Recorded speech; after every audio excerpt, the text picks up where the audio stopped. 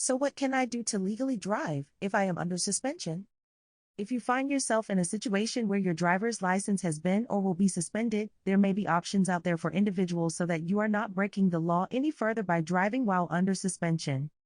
A hardship license is a restricted license issued administratively in accordance with statutes or by order of the court to an applicant whose driving privileges are under suspension. This license allows the applicant to drive during the period of suspension to earn a livelihood or to maintain the necessities of life. In many instances, the installation of an ignition interlock device is required. An ignition interlock device is an in-car alcohol breath screening device that is connected to the vehicle's engine ignition system and prevents the vehicle from starting if the device detects a blood alcohol level at or above a preset limit. Eligible violations in which the interlock is not required for issuance of a hardship license include school bus violation, first offense. Unlawful use, first offense. Child support enforcement, DSS. Driving under suspension, non-alcohol related. Non-payment of income taxes. School rule infraction. Eligible violations in which the interlock is required for issuance of a hardship license include submit to breath alcohol content test. Refusal to chemical test for intoxication. Driving while intoxicated. Vehicular negligent injury.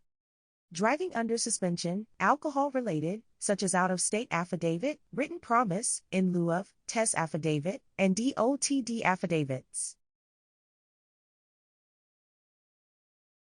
Another type of hardship is the court-ordered hardship license. An economic or medical hardship license can be issued only if the applicant has petitioned the district court in the parish in which they reside and the court has ordered the department to issue the license.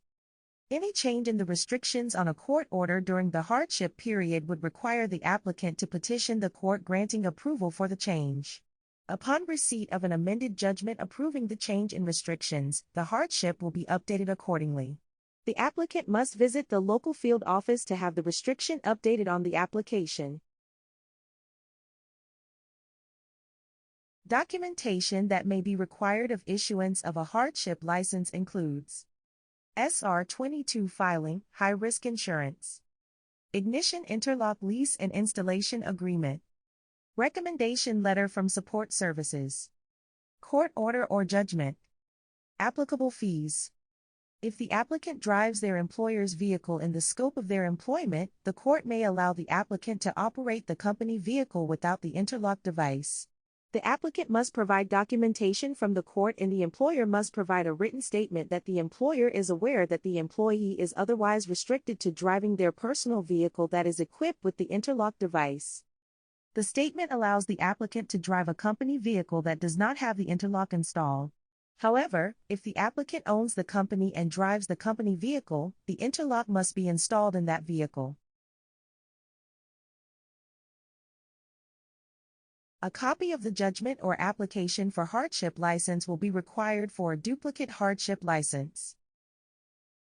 The applicant is required to visit the local field office or public tag agent for renewal of the expiring hardship license. If the office is closed on the date of expiration, the license may be renewed on the last business day before expiration. There are penalties for violating a hardship restriction. See Section 2, Policy 31.00, Violation of Hardship Restrictions for more information.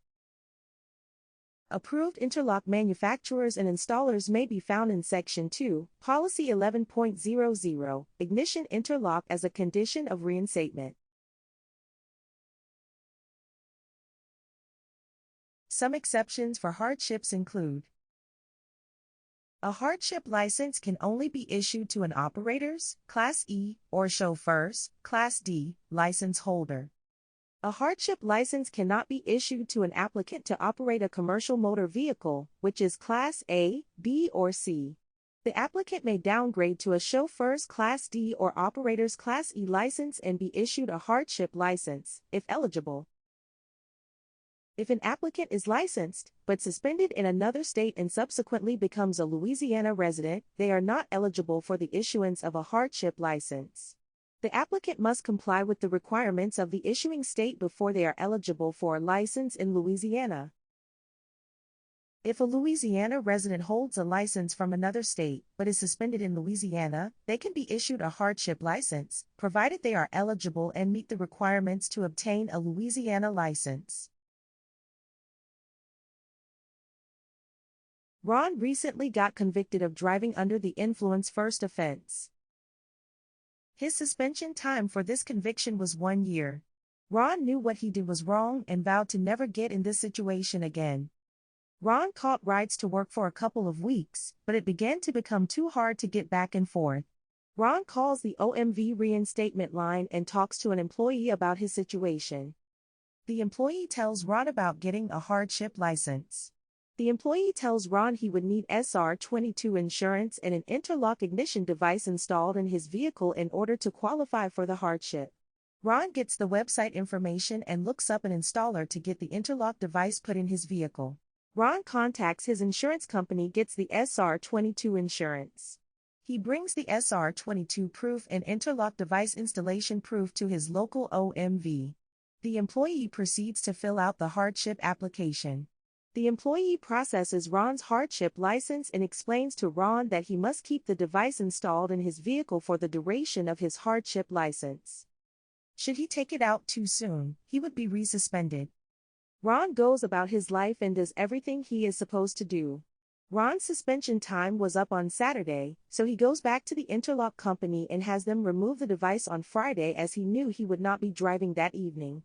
On Monday, Ron goes back to OMV to get his regular license, only to find he was in violation on his hardship for having the interlock removed too early. The employee told Ron he had to go back and get the interlock reinstalled for the remaining time on for his suspension time. Ron had to pay to have the device reinstalled for the remaining time as required by his suspension time. Once his time was officially up, Ron was able to reinstate his license.